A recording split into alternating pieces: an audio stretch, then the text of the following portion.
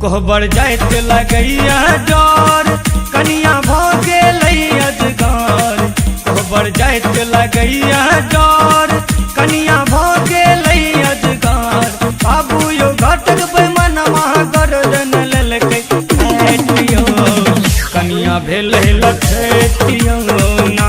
त बाबू यो घटक मनवा गर्दन लेलकै काटियो कनिया भेल लठेतियो।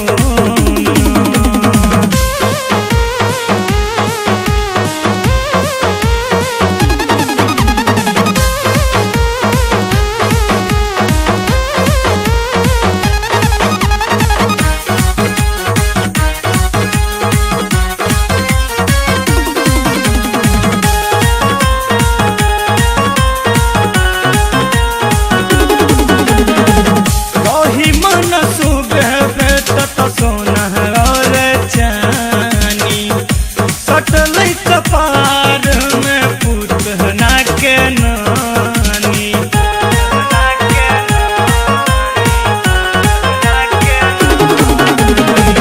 रही मन सुबह भेटत सोनहर चानी।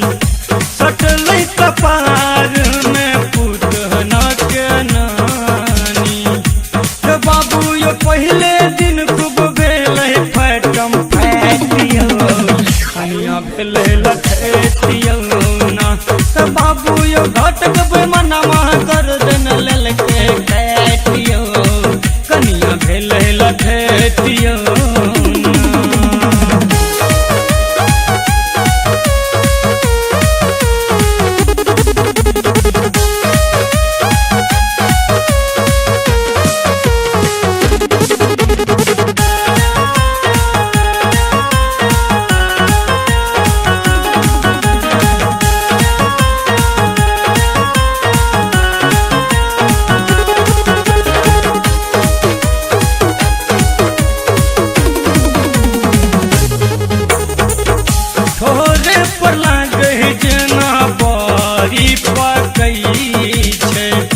बिना सरा धुआ के बात न करई छे।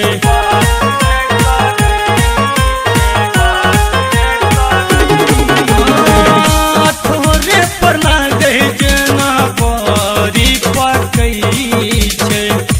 बिना सरा धुआ के बात न करई छे। यो बाबू यो सौसे देह में लेलक दाँते काटियो कनिया भेल लठेतियो ना। त बाबू यो घटक मनवा गर्दन लेलकै काटियो कनिया भेल लठेतियो।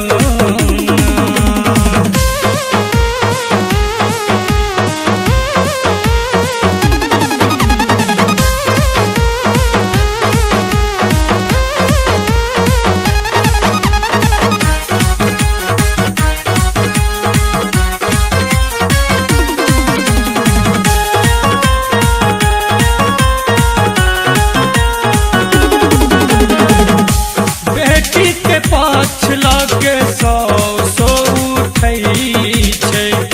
मानी समी सहरा के बात न सुझई छे।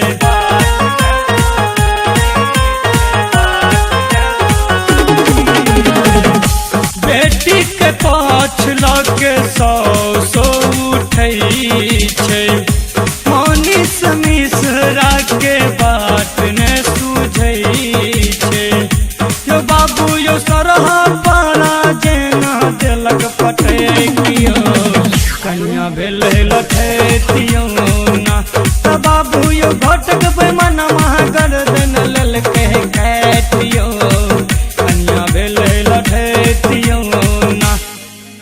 बढ़ जाइत लगैया डर कनिया भ गेलै अजगर बढ़ जाइत लगैया डर कनिया भ गेलै अजगर बाबू यो घटक बैमनवा गर्दन लेलकै काटि यो कनिया भेलै